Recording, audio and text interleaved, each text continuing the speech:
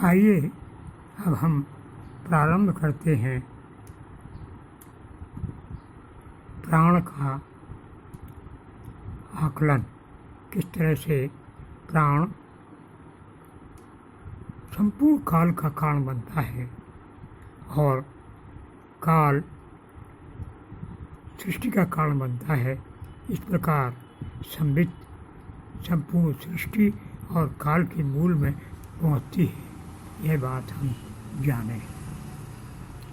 यह स्थान प्रकल्पन है। स्थान प्राण से बनता है, इसलिए हम यहाँ प्राण की चर्चा कर रहे हैं। संबित परमेश्वर की प्रकाशात्मक शक्ति है। संबित ही स्वातंत्र शक्ति है। संबित ही विमर्श शक्ति है। शुद्ध संबित तो प्रकाश स्वरूप होती है, उसका स्वभाव विमर्श है। यही स्वातंत्र शक्ति अपने स्वभाव के कारण सर्वात्मक रूप ग्रहण करती है। इस प्रकार यह अनंत प्रमेयों के रूप में अपने को उद्भाषित करती है। जब एक बार यह संबित शक्ति क्रिया के प्राधान्य को स्वीकार कर लेती है तो प्राणना व्यापार में प्रवण बन जाती है। जीव के जीवन को उल्लसित करने लगती है।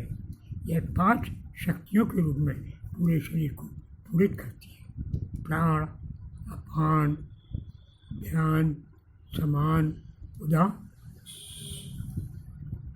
इस प्रकार देह में एक चेतनता आती है। हम अपने शरीर को अपना समझते हैं, पर यह शरीर स्वयं जड़ है। इस शरीर में यह जो संबित है वही चैतन्य का लक्षण बता रही है और हम उस चैतन्य को अनदेखा कर रहे हैं। देह चैतन्य है क्योंकि इसके भीतर संबित शक्ति प्राण के रूप में प्राणना व्यापार कर रही है। अब हम इस प्राणना व्यापार का आकलन करें। प्राण बाहर निकलता है, प्राण भीतर आता है। बाहर निकलना है यानी निर्गम, निश्वास, यह प्राण है। बाहर से आता है प्रश्वास अर्थात अपान। जो निकला से हृदय से प्राण प्रकट हुआ और बाहर व्यक्त हुआ, यह है प्राण।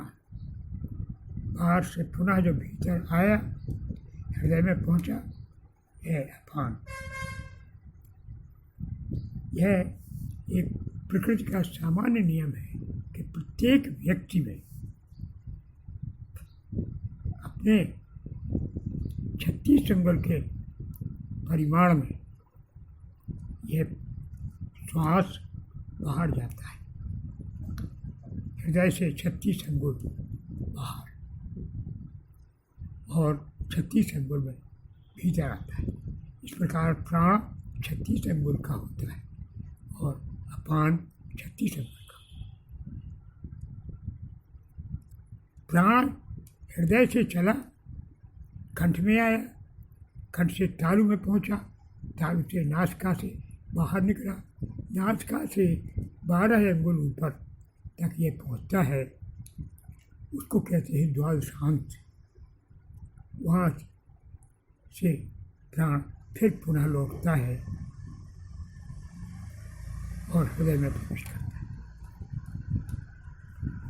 तो अब क्रिया ये हुई कि हृदय से लेकर के द्वादशांत तक प्राण 36 अंगुल का गया और द्वादशांत से हृदय में पुनः प्रवेश किया 36 अंगुल का यह आगम और 36 अंगुल का निर्गम। इस प्रकार 72 अंगुल का यह एक प्राण और अपान का प्राणाचार कहा जाएगा। 32 अंगुल का प्राणाचार।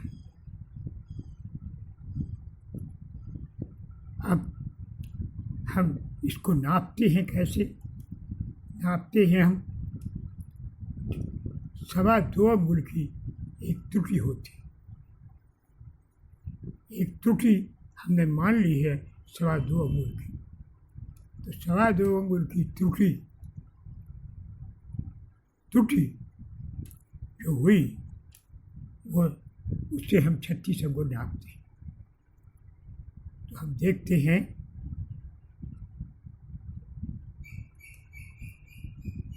36 अंगुल 2.25 अंगुल से 16 से बन जाता है।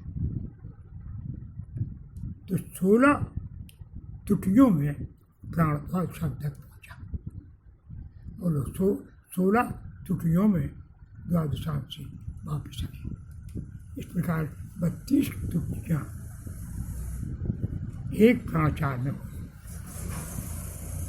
16 त्रुटियाँ बराबर 36 अंगुल। यह प्राण हुआ। 16 त्रुटियाँ बराबर 36 अंगुल, यह अपान हुआ। तो 36 और 36 यह 72 त्रुटियाँ, 72 अंगुल 32 त्रुटियों में हुए। अब 32 त्रुटियों में से हम एक त्रुटि वहाँ जहाँ द्वादशांत में पहुँचा था वहाँ से फिर लौटा, तो एक त्रुटि विश्राम की वहाँ मानते हैं, और एक त्रुटि यहाँ जहाँ रुका हृदय में, यहाँ से पुनः निकलेगा, इसके लिए खर्च हुई। इस प्रकार 2 त्रुटियाँ खर्च हो गई। तो 32 त्रुटियाँ थीं जिनमें यह 72 अंगुल प्राण चला था, उसमें से 30 त्रुटियाँ रह गई। यही 15 तिथियाँ हैं। इस प्रकार एक पक्ष हम मान लें कि हृदय से लेकर के द्वादशांत तक एक पक्ष, और द्वादशांत से लेकर हृदय तक एक पक्ष, तो एक त्रुटि का एक दिन, एक तिथि, एक अहोरात्र हुआ। तो 15 तिथियाँ हो गई, और वहाँ पर अमावस्या हुई और यहाँ पर पूर्णिमा हुई। क्योंकि जहाँ हमने ये माना कि जो प्राण बाहर जा रहा है वह दिन है, और जो प्राण भीतर आ रहा है वह रात्रि है, तो दिन जहाँ पूर्ण हो रहा है वह संध्या हुई, तो वहाँ संध्या हो गई, और यहाँ जहाँ रात्रि पूरी हुई यहाँ रात्रि पूरी हो गई। इस प्रकार यदि हम प्राण के निर्गम को कृष्ण पक्ष माने और आगम को शुक्ल पक्ष माने, क्यों माने हम? जो दिन है, दिन में तो प्रकाश होता है, हम उसको कृष्ण पक्ष क्यों माने? बात यह है कि दिन कब होता है?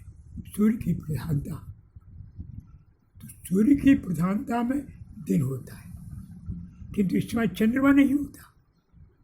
और शुक्ल पक्ष वह कहलाता है इसमें चंद्रमा अपने पूरे प्रकाश हो जाता है।